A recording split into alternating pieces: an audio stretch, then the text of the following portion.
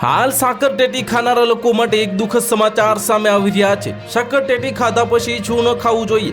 તો સાકરટેટી શરીર માટે ખૂબ જ ફાયદાકારક છે। તેમાં સોડિયમ, પોટેશિયમ, કાર્બોહાઈડ્રેટ્સ, આયર્ન અને વિટામિન સી વગેરે ભરપૂર માત્રામાં જોવા મળે છે। આ ખાવાથી રોગ પ્રતિકારક શક્તિ મજબૂત થાય છે અને શરીરની નબળાઈ પણ દૂર થાય છે।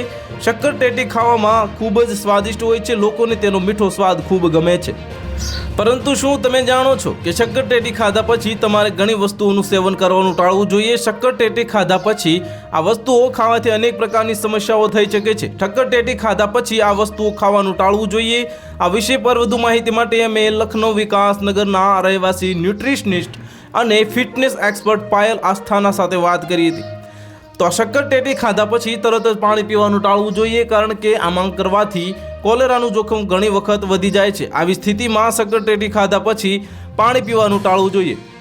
સાકરટેટીમાં 95% પાણી હોય છે, જે શરીરને ગરમીથી બચાવે છે। શરીર જે સાકરટેટી પોષક તત્વોથી ભરપૂર હોય છે પરંતુ તેને ખાતા પહેલા ધ્યાન રાખો કે તેને ખાલી પેટ ન ખાવું જોઈએ। ખાલી પેટ સાકરટેટી ખાવાથી ઘણી સમસ્યાઓનું જોખમ અનેક ગણું વધી જાય છે।